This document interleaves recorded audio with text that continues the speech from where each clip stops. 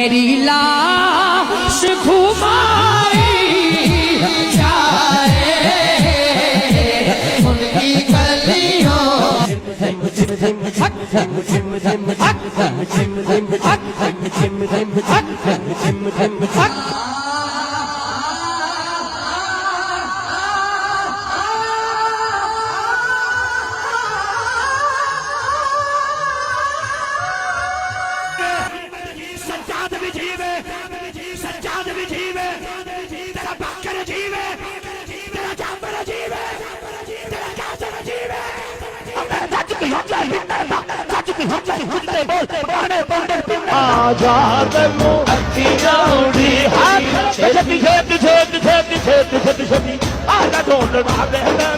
دل پہ ہاتھ رکھ کر مجھے بتائیں آپ کو یہ کسی بھی زاویے سے نعت لگتی ہے یا اس ادب کی کوئی ایک بھی چھلک نظر آئی جو شایان شان مصطفیٰ نام نامی اسم گرامی صلی اللہ علیہ وسلم کو ادا کرتے ہوئے ہونی چاہیے؟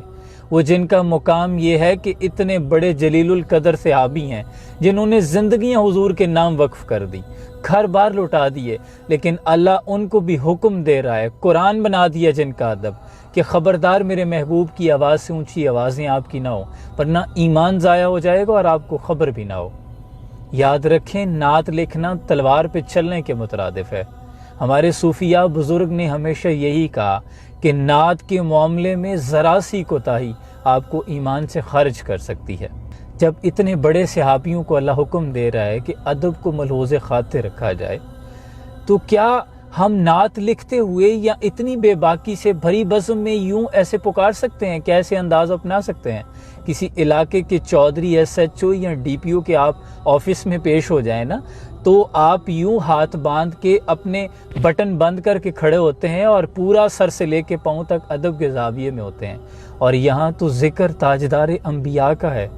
آپ کو نہیں لگتا کہ یہاں زبان، کیا میں سمجھتا ہوں کہ لفظ لفظ کا وضو ہونا چاہیے؟ وہ جیسے شعر ہے نا کہ جب تک الفاظ وضو نہیں کرتے حضور ہم آپ کی گفتگو نہیں کرتے، میں سمجھتا ہوں یہ معیار ہونا چاہیے۔ لیکن یہ انداز، یہ تو صرف پیشہ ورانہ ہے، یہ صرف لوگوں سے واہ واہ اور پیسے اکٹھے کرنے کا طریقہ ہے، محض اس کے سوا کچھ نہیں۔ بڑی معذرت کے ساتھ میں بھی چاہتا ہوں کہ حضور کی نعت کی محافل ہونی چاہیے، میں بھی انعقاد کرتا ہوں، لیکن آپ سے یہ گزارش کروں گا خدا را ایسے لوگوں کو بلانے کی بجائے خود بیٹھیں، اپنے بچوں کو ساتھ لے کے، میاں بیوی بیٹھیں، والدین کو ساتھ لے کے بیٹھیں، خود اپنے بچوں کو کہیں کہ آپ نعت پڑھیں، درود پاک کی محافل کیا کریں، جتنا درود پڑھ سکتے ہیں پڑھا کریں، لیکن ایسے لوگوں، پیشہ ورانہ لوگوں سے بچیں۔ میری ان سے کوئی ذاتی رنجش نہیں، لیکن یہاں بات حضور کی عزت اور ناموس کی ہے۔ ادب پہلا کرینہ ہے محبت کے کرینوں میں۔ آپ ذرا ایک لمحے کے لیے یہ نعت مقبول سنیں اور اس کے بعد آپ خود انالیسس کر لیں گے کہ کون سی آپ کو نعت لگی اور کس کو سننے کے بعد دل میں آپ کی کیفیت اتری۔ ہمارے شوق محبت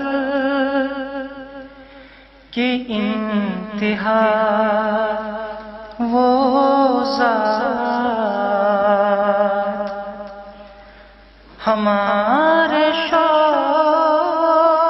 محبت کی انتہا وہ ذات،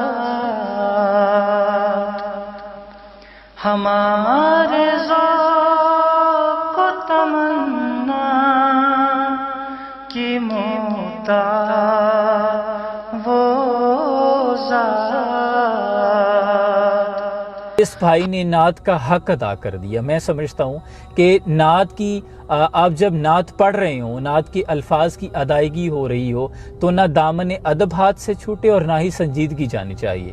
اس بھائی نے ادب کا دامن بھی نہیں چھوڑا، سنجیدہ بھی رہے اور آنکھیں پلکیں نیچے جھکا کے مؤدبانہ انداز میں نعت پیش کی کہ دل پہ جا لگی۔ یہ ہوتا ہے انداز، اور ایسی ہوتی ہے نعت رسول مقبول صلی اللہ علیہ وآلہ وسلم، جس کو سننے کے بعد دل میں تازگی اتر آئے، حضور کی یاد آنے لگے، آپ سے والہانہ محبت ہونے لگے، عبادات سے پیار ہونے لگے، اور دل کرے کہ میں بھی اسی سانچے میں ڈھال جاؤں جو حضور چاہتے ہیں۔ یاد رکھیں حضور سے محض زبانی عشق کا دعویٰ نہیں ہے، جیسے بزرگ کہتے ہیں نا کہ پتر عشق کا دعویٰ تب تک سچا نہیں ہوتا جب تک پتھر مارنے والوں کو دعائیں نہ دی جائیں۔ تو محبوب سے جب لو لگ جاتی ہے نا تو پھر اپنا آپ تو ختم ہو جاتا ہے. جیسے صوفی شاعر نے کہا نا کہ رانجھا رانجھا کر دی وے میں آپ پہ رانجھا ہوئی, سدو نہیں میں نتی دو رانجھا, ہیر نہ آکھے کوئی. پھر انسان اس زاویے میں ڈھل بھی جاتا ہے. یہ تو نہیں ہے حضور کا عشق اتنا سادہ ہے کہ محفل میں بیٹھ کے پورا ہو جائے. دنیاوی عشق میں مبتلا ہو جاؤ تو رات دن کا کھانا بھول جاتے ہو, ماں باپ سے لڑتے ہو رشتے کروانے کے لیے. یہ دنیا کا عشق ہے, عشق مجازی ہے. اور یہاں حضور کا عشق اتنا سادہ ہے کہ محض دعوے کیے اور ختم, محض نعرے لگائے اور ختم. نہیں, عشق میں پھر مصیبتیں عالم آتی ہیں, زمانے کے تانے بھی سہنے پڑتے ہیں. پھر اسی سانچے میں ڈھلنا پڑتا ہے جو حضور چاہتے ہیں. سر سے لے کے پاؤں تک عاشق رسول نظر آئے, اس کے عمل میں بھی, زبان میں بھی, اخلاق میں بھی اور کردار میں بھی. اللہ کریم ہمیں صحیح معنوں میں حضور سے سچی سچی محبت کرنے کی توفیق عطا فرمائے. اپنا بہت سا خیال رکھیے. سلام پہنچے. فدا کا امی و ابی یا رسول اللہ صلی اللہ علیہ وسلم.